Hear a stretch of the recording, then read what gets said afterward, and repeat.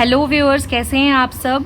जैसा हमने पहले भी डिस्कस किया था कि मैं एनसीईआरटी की पूरी सीरीज़ चलाऊंगी। साइंस की क्लास 6, 7, 8 सारे चैप्टर्स होंगे और जितने भी इम्पॉर्टेंट टर्म्स हैं बस उतने ही होंगे। तो इस सीरीज़ की शुरुआत अब हो चुकी है और आज की क्लास में हम एनसीईआरटी का क्लास 6 का नोट्स डिस्कस करेंगे, जो सीटेड स्पेशल क्लास है। 1 क्लास 3 चैप्टर। आज पूरी क्लास में बस 3 चैप्टर में पढ़ाऊँगी और सिर्फ वही टर्म होंगे इम्पॉर्टेंट जो आपके एग्ज़ाम्स में पूछे जाते हैं और उससे ज़्यादा कुछ भी नहीं होगा। ये देख, तो क्लास की शुरुआत करते हैं और सबसे पहले हम चैप्टर 1 देखेंगे, where does it come from. ये देखिए, फूड यानी कि भोजन, वो न्यूट्रिशियस सब्सटेंस जो पीपल और एनिमल यानी हम लोग और जानवर दोनों खाते या पीते हैं या एब्जॉर्ब करते हैं, वो भोजन कहलाते हैं। सबको पता है हम लोग फूड खाते हैं जिसमें न्यूट्रिशियस सब्सटेंसेस होते हैं जो जानवरों के लिए और इंसानों के लिए बहुत ज़रूरी हैं। क्यों खाते हैं? टू मेंटेन ग्रोथ, वृद्धि के लिए खाते हैं। टू सस्टेन लाइफ, जीवन जीने के लिए खाते हैं। अलग अलग क्षेत्रों में भोजन अलग है, जैसे कहीं राइस या व्हीट लोग ज़्यादा खाते हैं। मेरा बस इतना सा कहना है कि जिस क्षेत्र में जो भोजन ज़्यादा उपयोग होता है उसकी उत्पादन भी उतनी ही होती है। जिसका उत्पादन ज़्यादा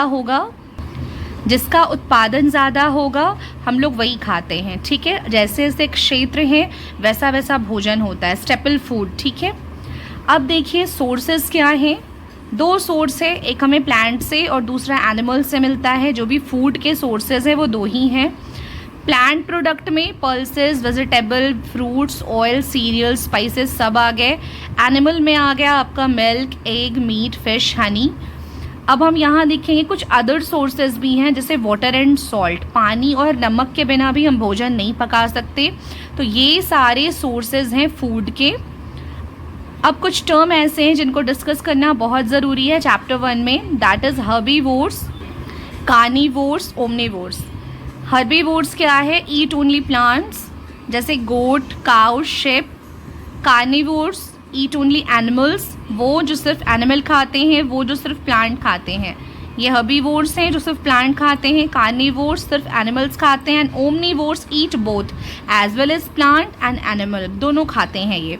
एग्जाम्पल में आप देखेंगे कार्निवोर्स का टाइगर, लॉयन, और इसमें हम देखेंगे डॉग, बेयर्स, फॉक्सेस। जैसे एग्जाम्पल में आप ये समझिए, जो डॉग होता है या तो पेट होता है या फिर वो डॉग जो स्ट्रीट डॉग होते हैं, वो अगर आप घर में बना हुआ भोजन भी आप उनको देते हो डॉग को तो भी वो खा लेते हैं, लेकिन वो मांस भी खाते हैं, है ना। तो ये बोथ ओमनिवोर्स में वो सारे एनिमल्स आ गए जो दोनों खाते हैं, ठीक है। अब हम एक लास्ट टॉपिक देख रहे हैं, स्कैवेंजर्स यानी मुर्दाखोर क्या होता है।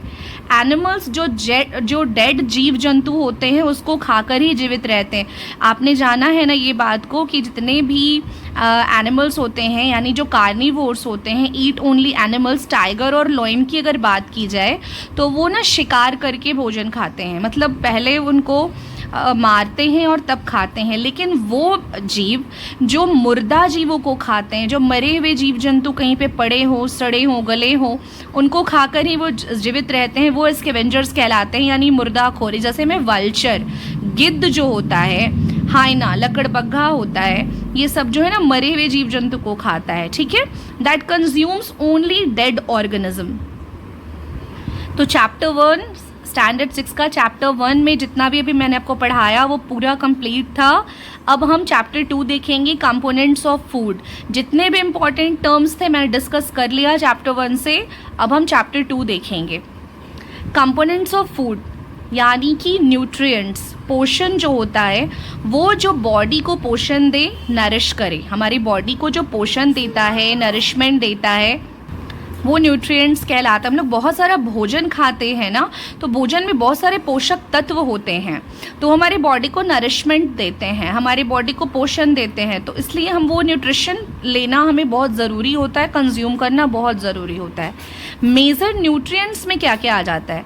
That is carbohydrates, protein, fats, vitamins and minerals, ठीक है। फूड में कुछ डाइटरी फाइबर्स भी होते हैं और वाटर जो भी हमारी बॉडी के लिए बहुत ज़रूरी होता है, ठीक है। ये ना ये एडिशन हो गया, डाइटरी फाइबर और वाटर जो है वो एडिशन न्यूट्रिएंट्स हैं, but carbohydrate, protein, fats, vitamin, minerals ये मेन होता है, मेजर होता है। अब देखिए एनर्जी यानी ऊर्जा के बारे में थोड़ा सा जान लीजिए कि कौन सा न्यूट्रिशन है जो हमें एनर्जी देता है। तो कार्बोहाइड्रेट्स एंड फैट्स प्रोडक्ट्स ज़्यादा हमें एनर्जी देता है। कार्बोहाइड्रेट से भी हमें एनर्जी मिलती है, फैट से भी एनर्जी मिलती है। अब मैं थोड़ा सा बताऊंगी कि इन दोनों में डिफरेंस क्या है। एनर्जी तो देता है पर कौन ज़्यादा देता है। यहाँ देखेंगे हम कार्बोहाइड्रेट्स, फैट्स, मिनरल्स, प्रोटीन्स, मैंने कॉलम्स बना लिया है और इसमें मैं आपको ये बताऊंगी कि किसमें क्या डिफरेंस है। That is energy giving compound, carbohydrate से भी हमें एनर्जी मिलती है, फैट्स भी very high energy giving compound, minerals small amount element में हमें चाहिए होता है और ये बॉडी बिल्डिंग फूड है। अब थोड़ा हम और देखते हैं। कार्बोहाइड्रेट जो है एनर्जी गिविंग कंपाउंड है, हमें ऊर्जा देता है। 2 टाइप्स के होते हैं कार्बोहाइड्रेट, एक सिंपल और दूसरा कॉम्प्लेक्स कार्बोहाइड्रेट। इससे ज़्यादा जानने की ज़रूरत नहीं है, बट फैट के बारे में जानेंगे। ये very high energy giving compound है, यानी कार्बोहाइड्रेट से ज़्यादा हमें एनर्जी फैट देता है। फैट प्रोडक्ट, वैसे भोजन जिसमें फैट पाया जाता है वो हमें ज़्यादा एनर्जी देता है। ये भी देता है बट ये ज़्यादा देता है, मतलब कार्बोहाइड्रेट से ज़्यादा एनर्जी ये हमें देगा। मिनरल्स के बारे में जानिए। स्मॉल अमाउंट एलिमेंट, हमारी बॉडी में ना कम मात्रा में चाहिए मिनरल्स, क्योंकि मिनरल्स जो होता है वो हमारे बोन्स को, टिथ को, रेड ब्लड सेल्स को ज़्यादा डेवलप्ड करता है, ठीक है। प्रोटीन क्या है? Body building food. आप कभी भी किसी जिम में जाते हो, मैंने प्रीवियस क्लासेस में भी ये बात डिस्कस किया था जब मैंने आपको कंपोनेंट्स ऑफ फूड का पूरा एक सीरीज़ पढ़ाया था, तो उसमें मैंने ये बात डिस्कस किया था कि जब हम जिम जाते हैं तो जिम में ना हमें हमेशा बोला जाता है कि आप प्रोटीन डाइट लो, प्रोटीन डाइट लो। क्यों? क्योंकि वो बॉडी बिल्डिंग है ना, बॉडी को बनाने में हमारी हेल्प करता है, ग्रोथ प्रोडक्शन करता है, ग्रोथ में हमारी हेल्प करता है, ठीक है। यहाँ देखिए ये इम्पॉर्टेंट टर्म्स थे, मैंने एक ऐसा कॉलम बनाया है कि ये इम्पॉर्टेंट टर्म्स हैं और इनके बारे में आपको जानना बहुत ज़रूरी है। अब हम कुछ और जानेंगे विटामिन्स के बारे में, रफेज के बारे में। विटामिन्स हम क्यों लेते हैं? क्योंकि ये हमें डिजीज़ से बचाता है, बीमारियों से बचाता है। बस इतना ही जानेंगे हम कि विटामिन्स क्यों लेते हैं हम बॉडी में। क्यों ये न्यूट्रिशन इसलिए चाहिए क्योंकि ये हमें डिजीज़ से बचाता है। रफेज क्या होता है? डाइटरी फाइबर्स है, कॉन्स्टिपेशन से बचाता है। जैसे किसी भी सब्ज़ी या फल का जो छिलका हम खाते हैं, जैसे हम नारंगी खा रहे हैं, नारंगी में रेशा होता है ना, वो रेशा हमारे बॉडी के लिए बहुत अच्छा होता है, वो हमें कॉन्स्टिपेशन से बचाता है और हमारे बॉडी के लिए बहुत ज़्यादा डेवलपमेंट में हमारी हेल्प करता है। सेब का छिलका, हम कहते हैं ना फाइबर रिच फूड खाना चाहिए, तो फाइबर रिच फूड यानी रफेज वाली फूड। सेब का जो छिलका होता है उसमें एक्सेसिव फाइबर होता है, लेकिन वो डाइटरी फाइबर है ना, वो आसानी से पच जाएगा हमारी बॉडी में, तो वो हमें खाना है क्योंकि वो रफेज का मात्रा है। खीरा भी खाना है तो बिना छिले खाना है, छिलके के साथ खाना है। बैलेंस डाइट के बारे में हम जानते हैं। Provide all nutrients. Balance diet क्या है? सारे न्यूट्रिशन को बॉडी में अगर हमें मिल रहा है सारा न्यूट्रिशन, तो वो बैलेंस डाइट के अंदर में वो खाना आ गया। राइट क्वांटिटीज़ में मिल रहा है, मतलब जितना कार्बोहाइड्रेट चाहिए, जितना फैट चाहिए, जितना मिनरल्स चाहिए, विटामिन्स चाहिए, सब न्यूट्रिशन मिल रहा है, राइट क्वांटिटी में मिल रहा है, ना ज़्यादा ना कम। जिसमें रफेज, वाटर और सारे मेजर न्यूट्रिएंट शामिल हों तो वो एक बैलेंस डाइट कहलाता है। वैसा खाना जो हमें सारा न्यूट्रिशन दे रहा है, उस खाने से मिल रहा है, वो बैलेंस डाइट कहलाएगा। अब हमेशा पूछा जाने वाला एक टर्म है deficiency disease, lack of required nutrients for a long period of time in our diet. वैसा न्यूट्रिएंट्स, वैसा पोषण जिसकी कमी है, काफ़ी समय से कमी है हमारे डाइट में, हमारे भोजन में, हमारे खाने में। जैसे कार्बोहाइड्रेट या प्रोटीन या फैट हम लंबे टाइम से नहीं ले रहे हैं, तो वो एक डिफिशियंसी डिजीज़ के टर्म में आ जाएगा कि उनसे फिर हमें बीमारी शुरू हो जाएगी, क्योंकि हर एक चीज़ को राइट क्वांटिटीज़ में हमें कंज्यूम करना है। एक बैलेंस डाइट के अंदर हमें खाना खाना है। उसी चैप्टर को कंटिन्यू करते हुए ये एक लास्ट टर्म है न्यूट्रिएंट्स डिफिशियंसी डिजीज़, इससे हर साल पूछे जाने वाला सवाल सीटेट में। आयरन की कमी से हमें क्या होता है, आयोडीन से क्या होता है, विटामिन से कौन सी बीमारी हो जाती है, विटामिन सी की कमी से, विटामिन डी की कमी से, प्रोटीन और कार्बोहाइड्रेट से। यहाँ देखेंगे तो आयरन की अगर कमी होगी बॉडी में तो एक डिजीज़ कॉज है, वो है एनीमिया। आयोडीन से ग्वाइटर, विटामिन सी से स्कर्वी, विटामिन डी से रिकेट्स, प्रोटीन से हमें क्वाशियोरकर होता है, और प्रोटीन और कार्बोहाइड्रेट दोनों की कमी से मिरास्मस होता है।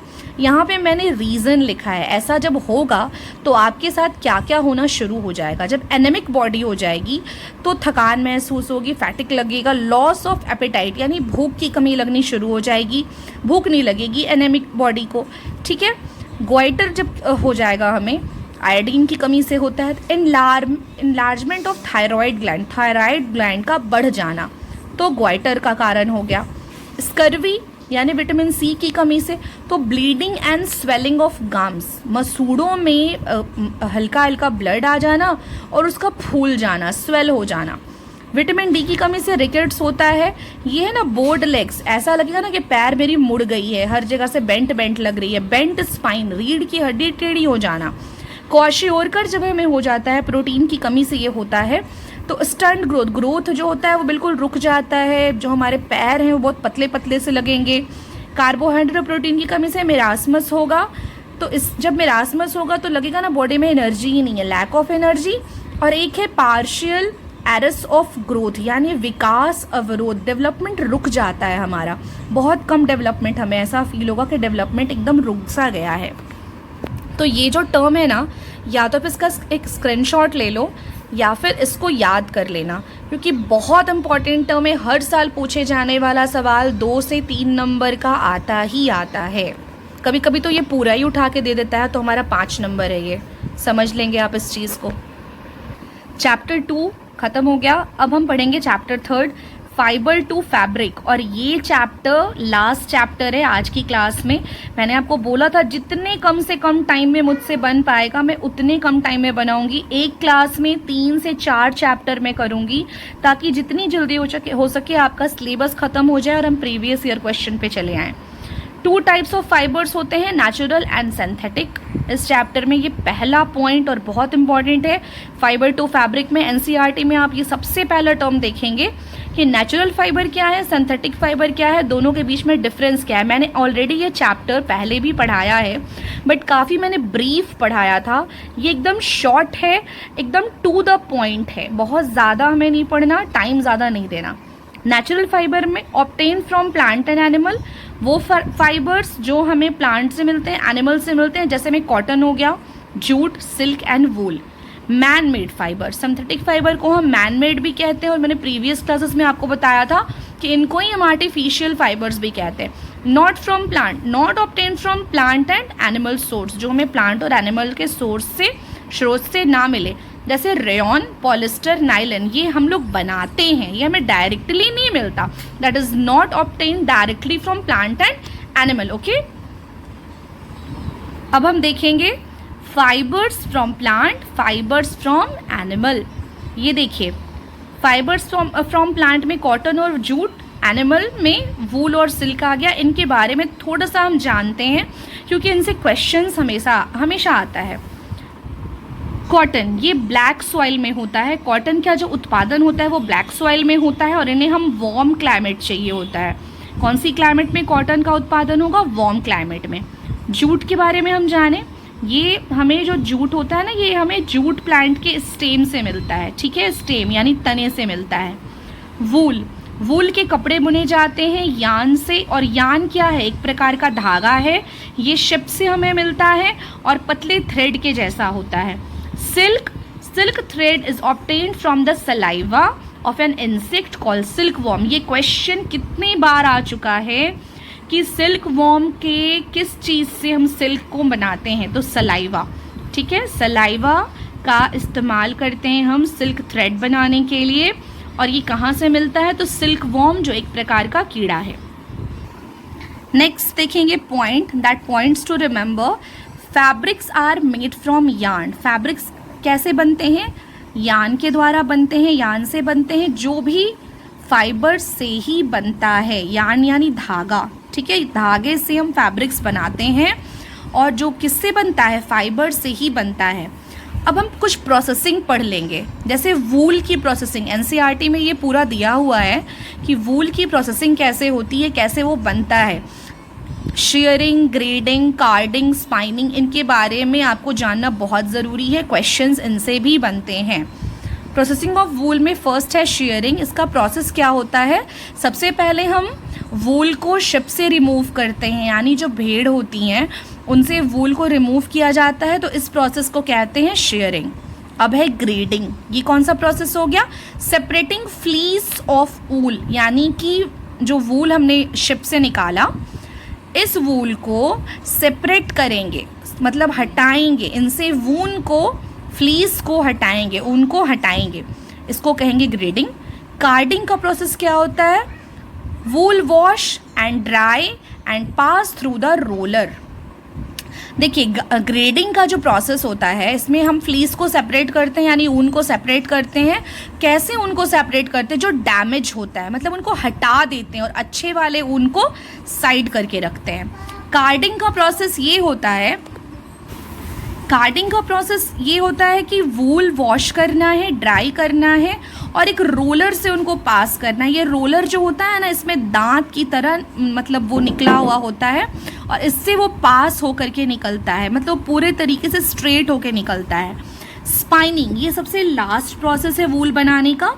फाइबर्स को एक साथ ड्रॉन करके लंबी रस्सी में ट्विस्ट करके बांध दिया जाता है और यार्न बना दिया जाता है। यार्न बनाने के लिए इनको ट्विस्ट करके बांधा जाता है, यानी धागा बनता है फिर इसका, और फिर इसी धागे से फैब्रिक्स बनते हैं। ओके, अब हम देखेंगे मेकिंग फैब्रिक फ्रॉम यार्न। और अब यार्न से फैब्रिक कैसे बनते हैं, दो प्रोसेस है, वीविंग और knitting. Two sets of yarn are arrange to form fabric. Weaving में क्या होगा, बुनाई में वीव करना, जिसमें दो सेट को यूज़ किया जाता है। लूम यानी करघा, ठीक है, करघे से हम इसको बनाते हैं, दो सेट यार्न के यूज़ करके अरेंज करके फैब्रिक बनाते हैं। और निटिंग में बस एक सिंगल यार्न होता है, सिंगल धागा होता है, उसका इस्तेमाल करके फैब्रिक बनता है और ये हाथों के द्वारा बनाया जाता है या मशीन के द्वारा बनाया जाता है। तो हमने पढ़ लिया कि प्रोसेस कैसे होगा और मेक कैसे होगा। ये पूरा प्रोसेस हो गया वूल का और यार्न का, ठीक है, कि वूल कैसे प्रोसेस हुआ, कैसे निकला, फिर कैसे यार्न बना और फिर यार्न से हम फैब्रिक कैसे बनाते हैं। फैब्रिक की प्रोसेसिंग हमने पूरी पढ़ ली। तो चैप्टर्स आपके ख़त्म हुए, चैप्टर 1, 2, 3 मैंने आपको पढ़ा दिया। अब नेक्स्ट क्लास में हम लोग पढ़ेंगे चैप्टर 4, 5, 6, 7, एक क्लास में पढ़ेंगे। Sorting materials into groups, separating of substances, changes around us and getting to know points.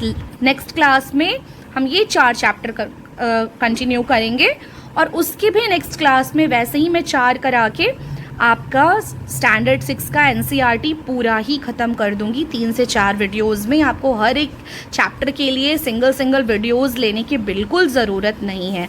तो thank you for the class. मैं होप करती हूँ कि आपको ये क्लास बहुत अच्छी लगी होगी। Thank you.